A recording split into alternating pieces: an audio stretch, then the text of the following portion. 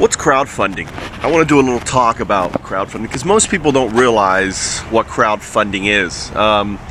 If you talk to some guy who is a VC, he's going to say what I do is crowdfunding. I'm crowdfunding for finding other VCs or other folks to invest money in my company to invest, or if you talk to a company like bankers and everything else. But what crowdfunding is really, in the simplest term, is basically leveraging a global network of individuals to put small amounts of money, not large amounts of money, small amounts, into funding a project. That's crowdfunding. So where does crowdfunding come from? Well, there's a lot of discussion, and I would say the Wikipedia page is somewhat accurate in regards to its where it comes from.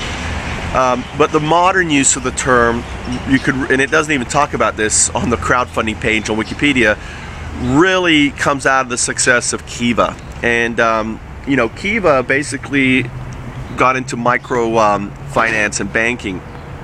And what Kiva did was they were able to basically leverage small amounts of investment money for individuals to give to a cause to help women, for the most part, set up their own businesses.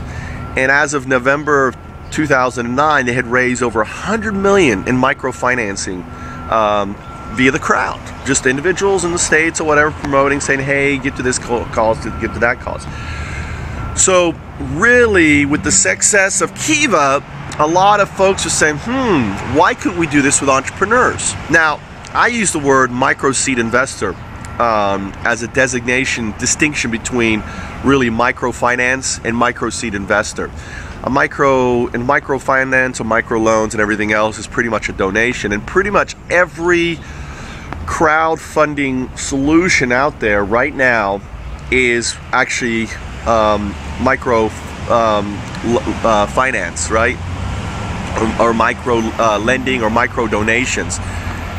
There's no micro seed investments.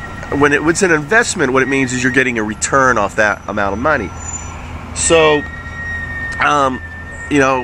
pretty much all the solutions that I see out there as crowdfunding are pretty defunct. Now, my argument is I don't see why we couldn't use existing networks such as Facebook and LinkedIn to basically become crowdfunding platforms. Maybe we need to take the API and write some kind of open environment on open source. That really all it does is it connects really individuals with folks who have projects. Now, crowdfunding, I believe, poses a massive opportunity in the sense that I really think that it will be a great way to help entrepreneurs get their projects going and startups happen. And the reality is now there's one is in the last 2 years there has been this tsunami for entrepreneur helping capitalism as helping the recovery, not capitalism, but helping the recovery. But in essence, what's happened is there's more ideas out there, there's more need than ever, and yet there's less money available.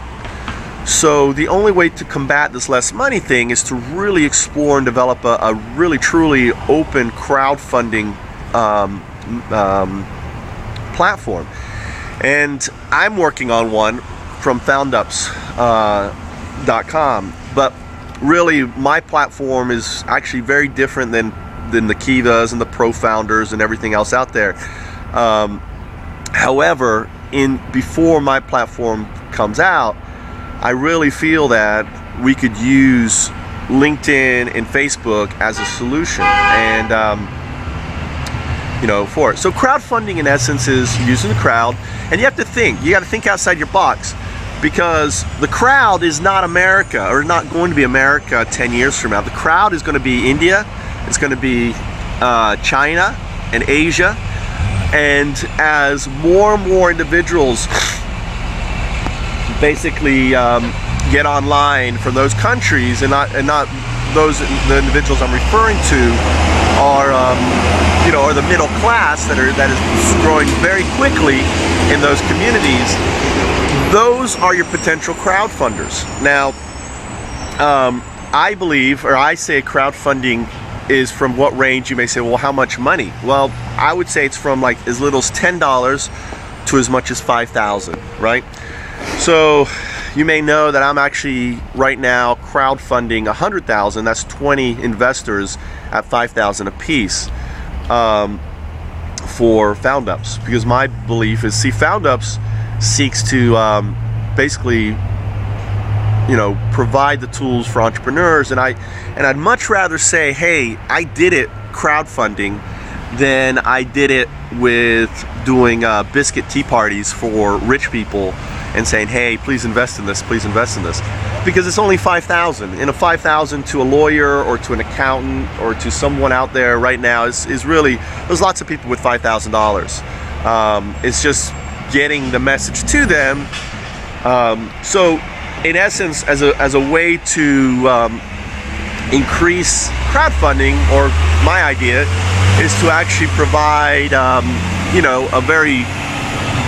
very good referral fee, which is 60% of the shares that are crowdfunded, as a thank you.